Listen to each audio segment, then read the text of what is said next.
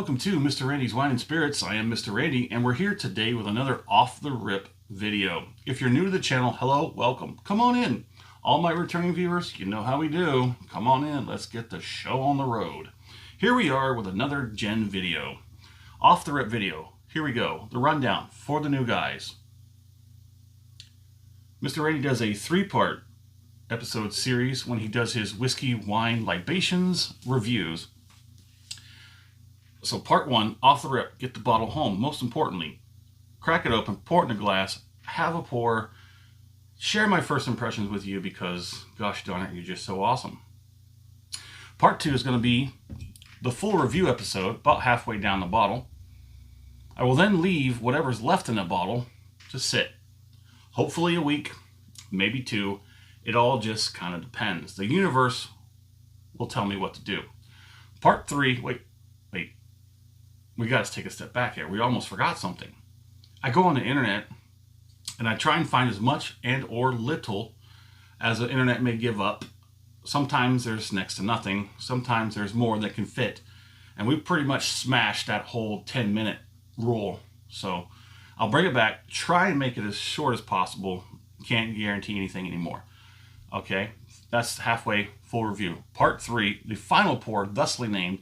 We'll take that final pour it in a glass, compare it to the what? The first pour from off the rip and everything in between.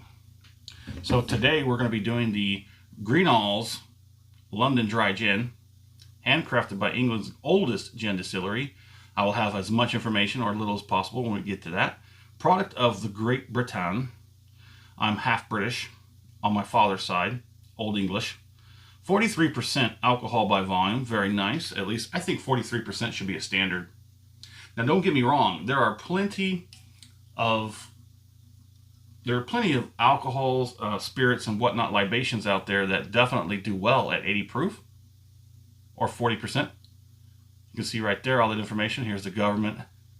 Oh, the government just has to keep putting its nose in where it's not wanted. There you go. Warrington. They have a weird way of doing their addresses over there. I'm still kind of confused. I'm still confused by it. But there we go. Oh, wait. There's something to point out. 100% grain neutral spirit. Now, I do know that some of my viewers don't particularly care for such. But sometimes it's not that bad. It really isn't. Let's go ahead and get that first pour.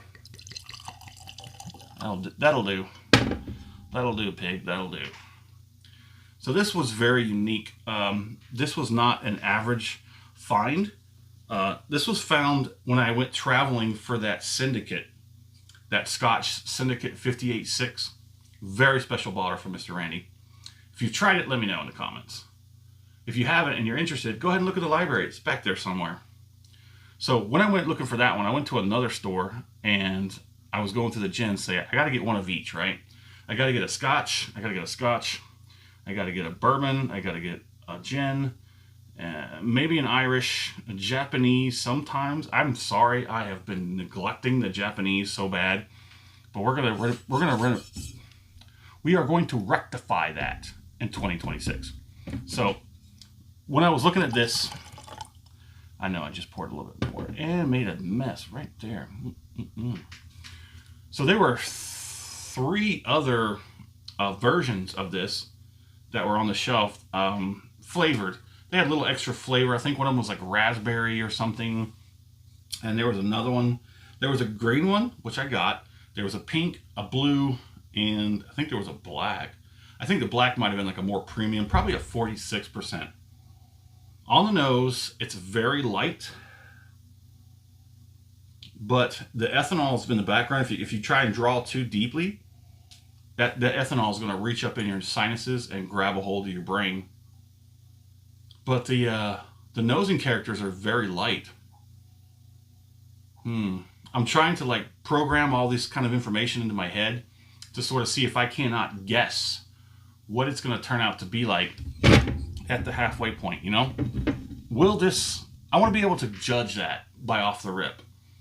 How is it going to be halfway through? How is it going to be all the way to the bottom? I'm mostly focused on the full review, the halfway point. I do believe I'm going to predict that this one will be mellowed out Not a whole lot's going to change. It's probably just going to turn down by just a notch. And the other characters on the nosing will be able to sort of relax, you know, and open up a little bit. But I think the intensity will turn down, it'll mellow out, and it'll be pretty good on the nose. So let's go ahead and get it on the palette. The first palette coming.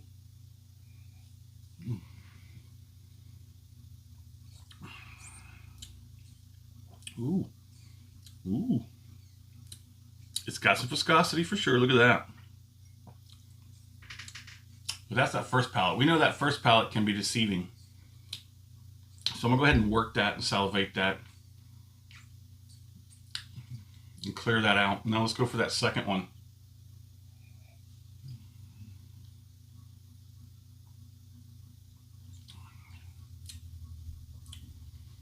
Now that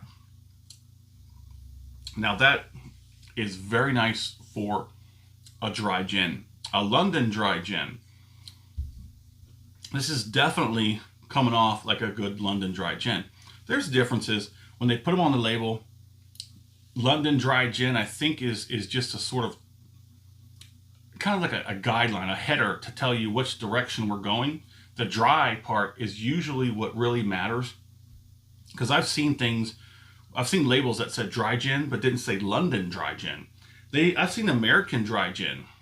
See what I'm saying? So, I mean, it's just, I guess this part can be looked at where it's just London. Can be replaced with American, Japanese, Scotland, whatever. And then the dry gin is just like a 3-part, you know, London, dry, and gin. So it's a gin, it's made dry, and this will be where it comes from.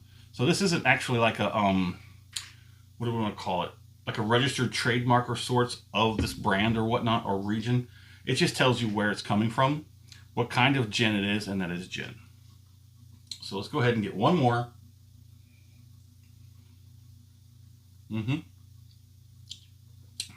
That's actually pretty nice. That does remind me of, I think I had two previously. I previously tried 2 London dries, and this does somewhat kind of come off as that.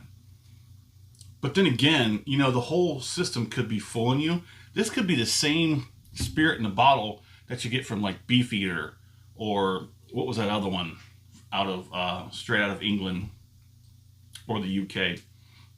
Most people don't know that there's a lot going on. It's not just England is in UK, but so is Scotland. Ireland is not part of the UK. It's very confusing. I got a map, and I'll plug it in right about here. You see that? It's broken up. Some of it's together, some of it's together in a bigger piece, and some of it's not, and then some of it's circled. It's crazy. It is what it is. It's called the Republic of Ireland, and then there's Northern Ireland. Northern Ireland is controlled by the UK, most likely, most in part, England. But they still call it Northern Ireland because it's kind of a slap in the face, really. Well, my mother's side is Irish, my father's side is British. Yeah. Great for families, all those get-togethers. Anyways, enough of that Mr. Randy's childhood drama. Let's get this finish on.